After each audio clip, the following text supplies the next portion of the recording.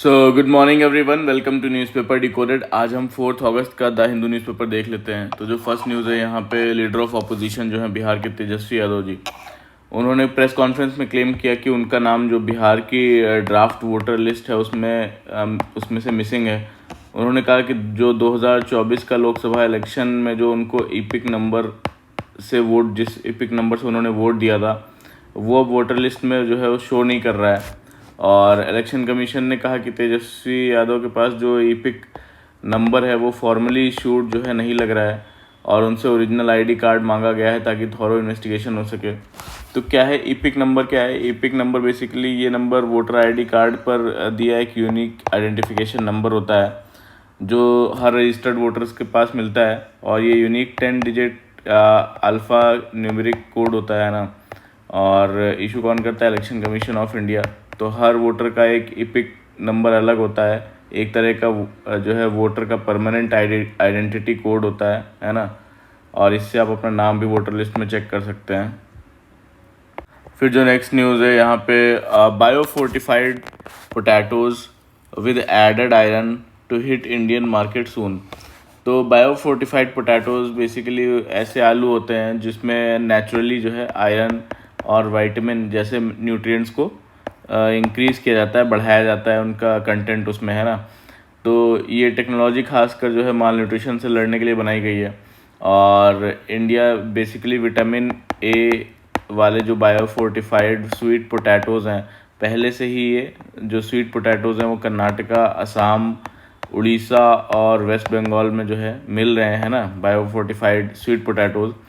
और अब क्या है, Indian council of agricultural research central potato research institute Shimla, ठीक है, central potato research institute Shimla उसे इंडियन क्लाइमेट के हिसाब से अडेप्ट कर रहा है। पहले ये पेरू में लॉन्च हो चुका है ऑलरेडी, है ना, रिलीज़ हो चुका है। और आगरा के पास जो है एक basically Central Institute of Potato का South Asia Regional Centre establish हो रहा है ना। कहाँ पे? आगरा में South Asia Regional Centre establish हो रहा है। और ये रीजन इंडिया का सबसे बड़ा पोटैटो प्रोड्यूसिंग बेल्ट है ना, इंडो गैंगटिक प्लेन का। और उत्तर प्रदेश गवर्नमेंट ने लैंड प्रोवाइड की है और नेशनल हॉर्टिकल्चरल बोर्ड इसे हैंडल करेगा, ठीक है। और तो इस सेंटर को गवर्न करने के लिए एक कमेटी होगी जिसमें कि इंडिया, नेपाल, भूटान के जो एग्रीकल्चरल सेक्रेटरीज़ हैं वो इसमें शामिल होंगे। और जो इसका basically Central Institute of Potato का मिशन होगा कि इंडिया में आयरन और विटामिन ए फोर्टिफाइड आलू बनाना, उसको पॉपुलराइज करना, है ना, हाई क्वालिटी सीड सप्लाई करना, है ना, सही वक्त पर। और फार्मर्स को मार्केट चेन से जो है वो जोड़ना, है ना, फूड प्रोसेसिंग और एक्सपोर्ट में उनको मदद करना। मिड डे मील प्रोग्राम में जो है प्रोग्राम जैसे स्कूल न्यूट्रिशन स्कीम्स में आलू को इंक्लूड करना, पब्लिक प्राइवेट पार्टनरशिप के थ्रू पोटैटो इंडस्ट्री को बूस्ट देना। तो ये सारा एम है इस इंस्टीट्यूट का। फिर बोलते हैं कि ग्लोबल इन्वेस्टमेंट के बारे में बोलते हैं कि यूरोप और नॉर्थ अमेरिका के कई सारे इंटरनेशनल पोटैटो जो कंपनीज़ हैं अब इंडिया में इन्वेस्ट कर रही हैं। इसका मतलब है कि इंडिया का पोटैटो सेक्टर जो है वो ग्लोबल लेवल पर ग्रो कर रहा है। तो फार्मर्स को इससे क्या फ़ायदा होगा कि जो है उनको ऐसे सीड्स मिलेंगे जो कि कम केमिकल से जो है वो ग्रो हो जाए, है ना, और यील्ड अच्छी दे, और जो है मार्केट में डिमांड हो उसकी, ठीक है, और अच्छी क्वालिटी के हो और टाइम पे मिल जाए। तो ये सारे फार्मर्स को बेनिफिट मिलेगा। न्यूट्रिशन और इकोनॉमी दोनों को कैसे फ़ायदा होगा कि चिल्ड्रन के लिए जो है न्यूट्रिशन फूड अवेलेबल होगा मिड डे मील में, और फार्मर्स की जो है वो इनकम बढ़ेगी, है ना, प्रोसेसिंग और एक्सपोर्ट के थ्रू। फिर उसके बाद में सीड प्रोडक्शन कैपेसिटी भी इम्प्रूव होगी, टाइमली और सर्टिफाइड सीड्स का डिस्ट्रीब्यूशन होगा, है ना। फिर जो नेक्स्ट न्यूज़ है यहाँ पे, Karnataka government shrinks buffer zones based on size of water bodies. Small tanks will not require them. तो कर्नाटका गवर्नमेंट ने जो भी वाटर बॉडीज़ हैं उनके आसपास के जो भी बफर जोन होता है ना, तो उसको उसके साइजेस पे को रीडिफाइन करने का प्रपोजल दिया है। तो बफर जोन वो एरिया होता है जहाँ वाटर बॉडीज़ के आसपास फिक्स डिस्टेंस पे जो है कंस्ट्रक्शन, सीवेज डंपिंग या हैवी डेवलपमेंट अलाउड नहीं होता है ना। ताकि फ्लड को कंट्रोल किया जा सके, पॉल्यूशन प्रिवेंट करने के लिए, इको प्रोटेक्शन करने के लिए, ग्राउंड वाटर रिचार्ज के लिए, ये सब के लिए इम्पोर्टेंट होता है ना। कई सारे इसमें प्रपोजल हैं कि इतने एकड़ का लैंड हो तो फिर इतना बफर जोन होना चाहिए, इतना होना चाहिए। तो अभी जो एनजीटी की गाइडलाइंस के अकॉर्डिंग कितना है, नेशनल ग्रीन ट्राइब्यूनल ऑर्डर 2026 के अकॉर्डिंग बेंगलुरु लेक्स के लिए बफर जोन जो है, लेक्स के लिए 30 मीटर फिक्स किया गया है। कैनाल्स के लिए जो है 30 meters, primary canal, secondary canal, tertiary canal से ऐसे ही हैं, है ना, इम्पोर्टेंट नहीं है। सुप्रीम कोर्ट ने बाद में इस ऑर्डर को मॉडिफाई किया है ना। और तो एक्सपेक्टेड बेनिफिट्स यही होंगे कि जो है अगर बफर जोन चेंज किया जाएगा तो अर्बन फ्लडिंग में कंट्रोल होगा, सीवेज ट्रीटमेंट प्लांट्स इस्टेब्लिश करने में इजी प्लानिंग होगी, लैंड यूज़ भी ज़्यादा प्रैक्टिकल हो पाएगा, है ना, विदाउट हार्मिंग एनवायरनमेंट। फिर जो नेक्स्ट न्यूज़ है यहाँ पर, Philippines president to visit India as two sides look to deepen maritime ties. तो फिलीपींस के जो प्रेसिडेंट हैं फर्नांडिस रोमोल्ड्स मैक्रोस जूनियर, ये बेसिकली इंडिया के विज़िट पे आएंगे 4 अगस्त टू 8 अगस्त, है ना। और ये उनके फादर पहले 1967 में उन्होंने विज़िट किया था, उसके बाद अब पहली बार ये विज़िट कर रहे हैं इंडिया। तो इस विज़िट में बेसिकली इनका सेरेमोनियल वेलकम किया जाएगा और एमओयूज़ और एग्रीमेंट्स कई सारे साइन किए जाएंगे। और स्ट्रेटेजिक इंपॉर्टेंस क्या है कि साउथ चाइना सी में, है ना, फिलीपींस पड़ता है, उसमें फ्रीडम ऑफ नेविगेशन पे जो है इंडिया और फिलीपींस दोनों का म्यूचुअल स्टैंड है। और ये विज़िट जो है स्ट्रेंथन करेगा हमारा जो मैरीटाइम कोऑपरेशन है, डिफेंस टाइज को, पॉलिटिकल डायलॉग्स को इंक्रीज़ करेगा, ट्रेड एंड टेक्नोलॉजी एक्सचेंज में भी काफ़ी मदद मिलेगी, है ना। और जो क्यों मैटर करता है, क्योंकि जो है इंडिया और फिलीपींस डिफेंस टाइज जो है वो जो इंडिया और चाइना का राइजिंग टेंशन है इंडो पैसिफिक में, उसमें जो है ये डिफेंस टाइज इम्पॉर्टेंट रहेगी। और जो दोनों कंट्रीज़ हैं सपोर्ट करते हैं फ्रीडम ऑफ नेविगेशन को, rule based international maritime order को भी दोनों सपोर्ट करते हैं।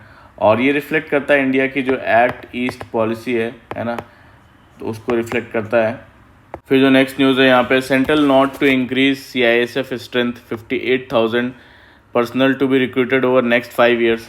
तो यूनियन होम मिनिस्ट्री ने CISF जो सेंट्रल इंडस्ट्रियल सिक्योरिटी फोर्सेज है, उसमें 58,000 नए रिक्रूटमेंट की मंजूरी दे दी है। और होम मिनिस्ट्री ने बेसिकली टारगेट रखा था कि जो है मार्च 2026 तक नक्सलिज्म की एक्टिविटीज़ को पूरी तरीके से ख़त्म करना है।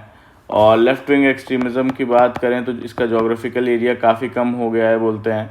और छत्तीसगढ़ में ये जो सबसे ज़्यादा इस चीज़ से अफेक्टेड था, उसमें नए इंडस्ट्रियल हब्स बनने के लिए तैयार हैं। और तो बेसिकली CISF जो है कहाँ कहाँ की सिक्योरिटीज़ करता है, ये एयरपोर्ट्स की सिक्योरिटी करना इनके हाथ में होता है, सी पोर्ट्स हो गए, थर्मल और हाइड्रो पावर प्रोजेक्ट्स हो गए, और न्यूक्लियर प्लांट्स हो गए, या जेल्स हो गए जम्मू कश्मीर की, है ना। तो इन सब में जो है वो CISF रिक्रूट रहता है ना, और डिप्लॉयड रहता है। फिर जो नेक्स्ट न्यूज़ है, यहाँ सारी पॉलिटिकल न्यूज़ है इस पेज पे। फिर यहाँ पे stop selling China mega dam bogey to push Siang project. तो जैसा कि पता है कि अरुणाचल है हमारा इंडिया का, फिर यहाँ चाइना से जो हमारी ब्रह्मपुत्र रिवर एंटर होती है ना, चाइना में और ये इंडिया में। तो ब्रह्मपुत्र यहाँ पे चाइना में जो है ब्रह्मपुत्रा को किस नाम से जाना जाता है, यारलंग सांगपो रिवर, है ना, जो कि इंडिया में सियांग रिवर या फिर ब्रह्मपुत्रा रिवर के नाम से जाना जाता है ना। तो चाइना इस तिब्बत पे जो यारलंग सांगपो रिवर है, ब्रह्मपुत्र रिवर, इस पे एक मेडोंग हाइड्रो पावर प्रोजेक्ट बना रहा है, मेडोंग हाइड्रो पावर प्रोजेक्ट, ठीक है, जिसका टारगेट है 60,000 मेगावाट इलेक्ट्रिसिटी जनरेट करना।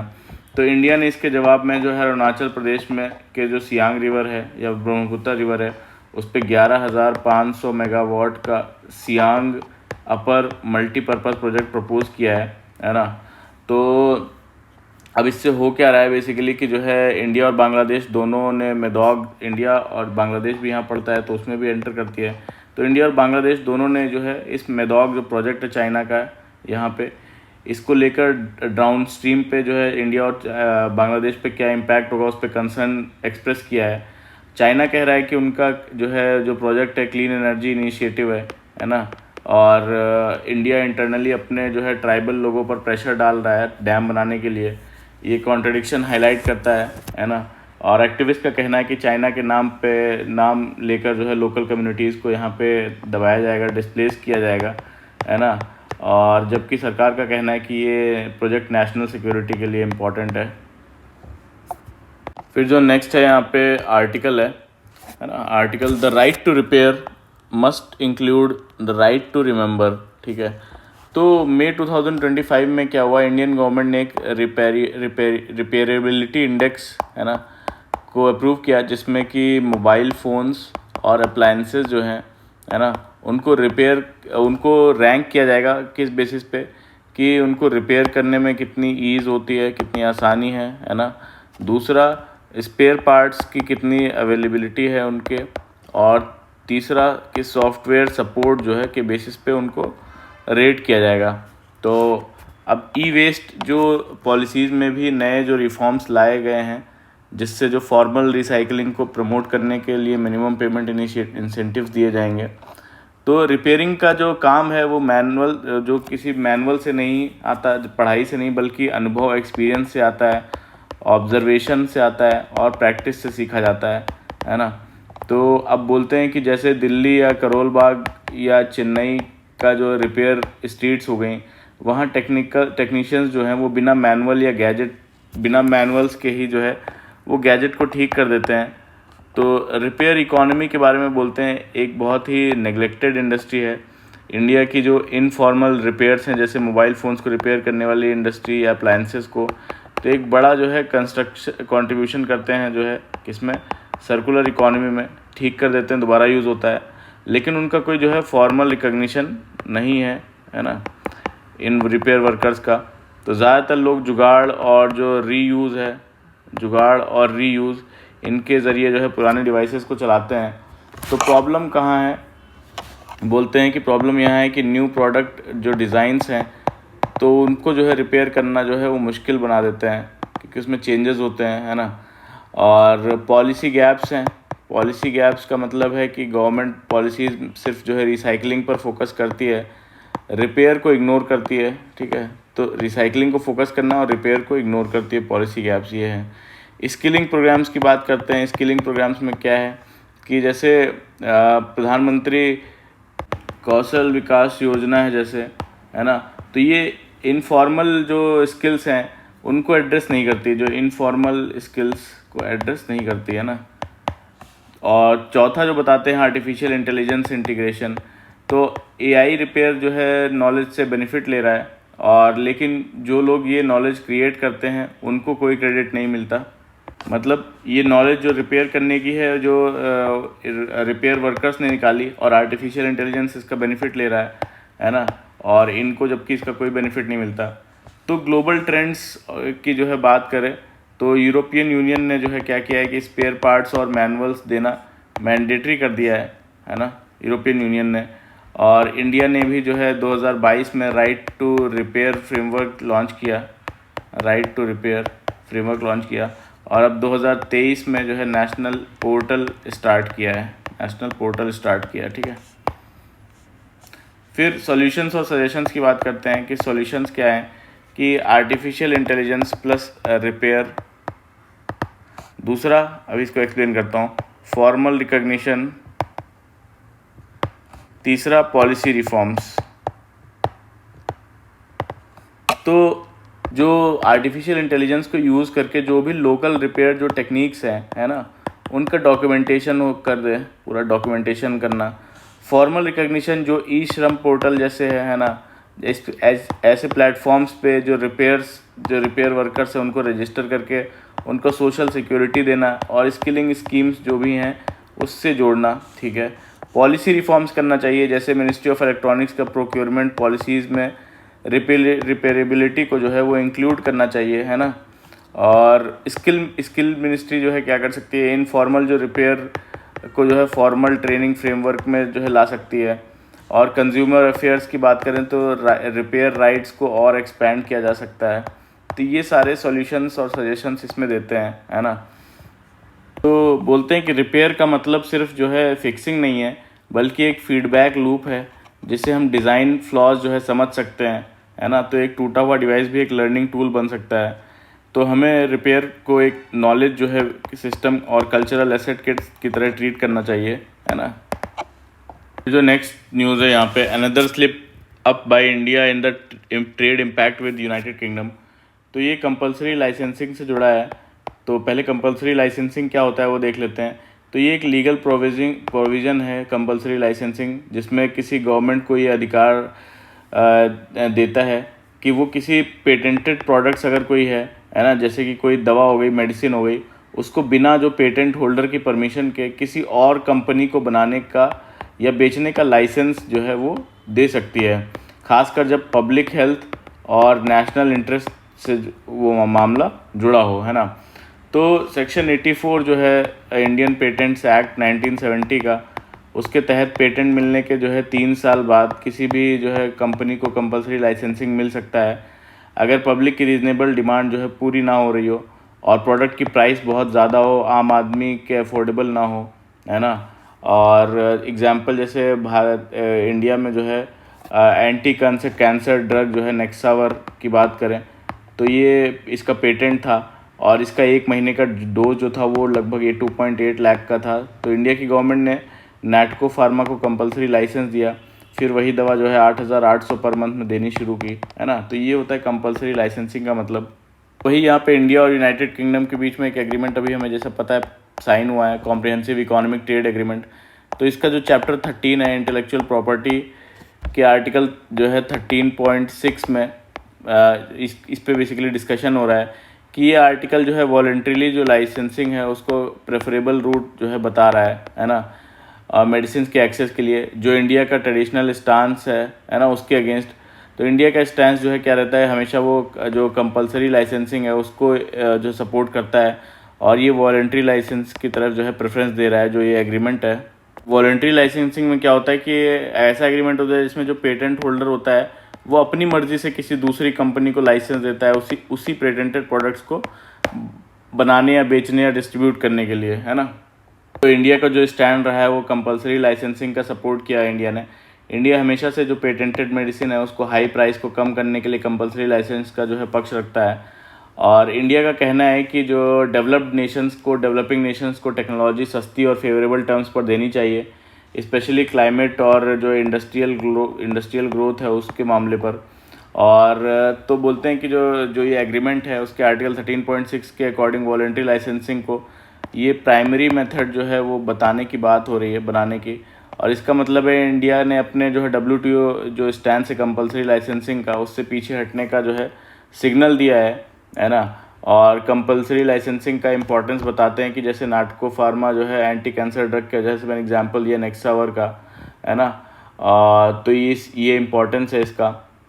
और क्या इसमें डेंजर क्या है कि जो वॉलंटरी लाइसेंसिंग है ना, इसमें डोमेस्टिक कंपनी की बार्गेनिंग जो पावर है वो वीक हो जाती है ना। जो इसमें फॉरेन की कंपनी खुद अपना असाइन करेगी किस कंपनी को देना है मेडिसिन बनाने के लिए, तो यहाँ पे हमारे जो डोमेस्टिक जो कंपनीज है उनकी बार्गेनिंग पावर कम हो जाएगी। और मल्टीनेशनल फार्मा कंपनीज जो है टर्म्स और रेस्ट्रिक्शंस इम्पोज कर सकती हैं, है ना।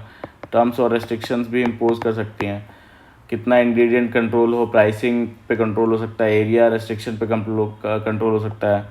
और टेक्नोलॉजी ट्रांसफ़र पे क्या इम्पैक्ट पड़ेगा कि 1974 की बात करें तो यूनाइटेड नेशन में न्यू इंटरनेशनल इकोनॉमिक ऑर्डर के थ्रू जो है डेवलप्ड नेशन से सस्ती टेक्नोलॉजी ट्रांसफ़र की मांग करता रहा है ना इंडिया।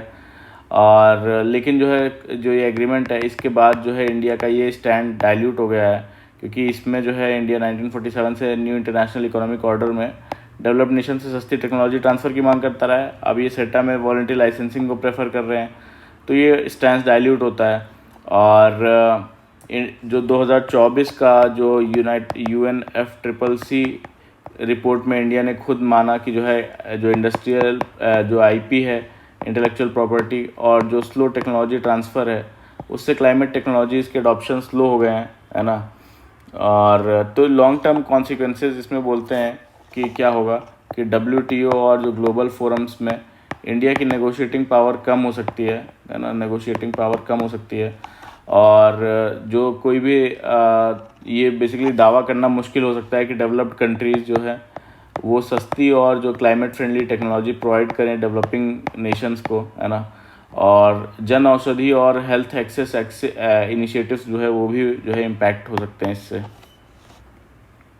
फिर जो नेक्स्ट है आर्टिकल यहाँ पे, how does the world bank classify countries by income.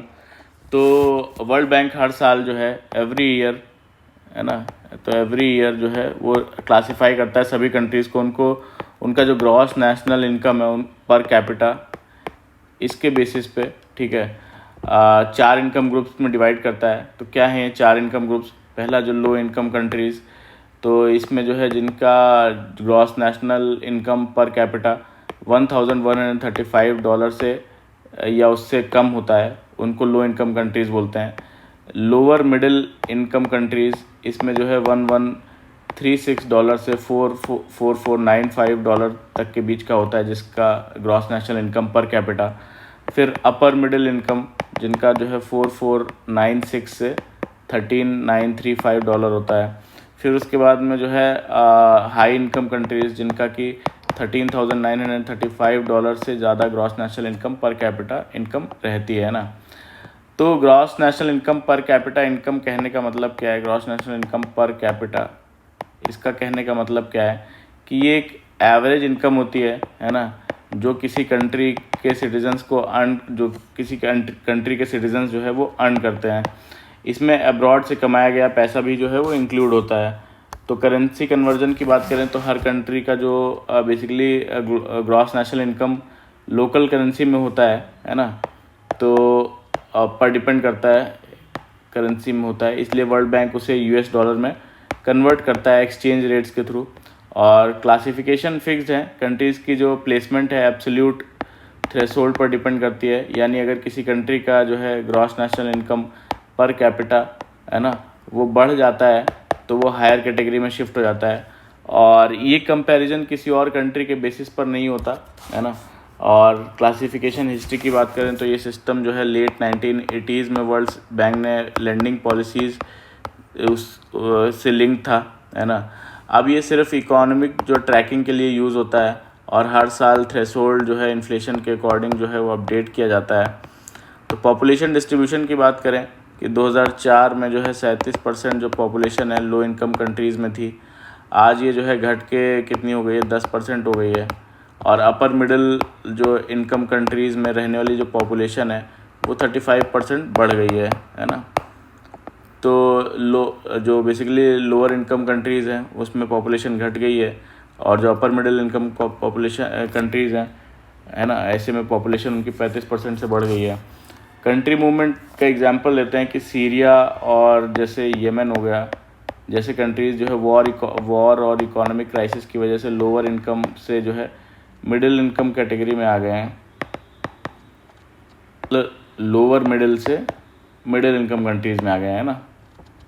फिर जो नेक्स्ट है यहाँ पे UPI revolt, traders face GST notices trigger meltdown for digital payments. तो कर्नाटका के KKR मार्केट और दूसरे बाज़ारों में ट्रेडर्स ने UPI नॉट एक्सेप्टेड के बोर्ड्स लगाने शुरू कर दिए हैं, है ना। तो ऐसा क्यों हो रहा है? जुलाई 2025 में कर्नाटका कॉमर्शियल टैक्स डिपार्टमेंट ने लगभग 9,000 जो है नोटिसेस भेजे हैं, और इनका टारगेट क्या है कि जो अनरजिस्टर्ड ट्रेडर्स हैं जिनकी जो UPI से इनकम 40 लाख से ज़्यादा है गुड्स के केस में, और सर्विसेज से 20 लाख से ज़्यादा है इन केस ऑफ सर्विसेज, तो उनको बेसिकली टारगेट किया गया इस नोटिस के थ्रू। और तो इन छोटे वेंडर्स के पास प्रॉब्लम क्या होती है कि जो है डिटेल्ड रिकॉर्ड्स जैसे कि परचेज बिल्स और वेंडर रजिस्ट्रेशन और बैंक स्टेटमेंट नहीं होता है ना। उनका काम कैश और जो सीजनल जो बेसिकली साइकिल्स पर डिपेंड करता है, और नए जो टैक्स रूल्स हैं इनके लिए कंफ्यूजिंग है ना। और मीट और वेजिटेबल्स जैसे एग्जेम्प्टेड आइटम्स बेचने वाले भी जो है नोटिस के जो है चपेट में आ गए हैं ना। इसी वजह से जो है वहाँ पे बेंगलुरु के बाज़ार में UPI नॉट एक्सेप्टेड के बोर्ड जो है लग गए हैं। ऑटो ड्राइवर्स और फ्लावर्स जो है वेंडर भी जो है कैश लेना प्रेफर कर रहे हैं। कंज्यूमर्स जिनको डिजिटल पेमेंट की आदत है वो जो है वो परेशान है ना। फिर जो नेक्स्ट न्यूज़ है यहाँ पे basically Pakistan backs Iran nuclear programme for peaceful purposes.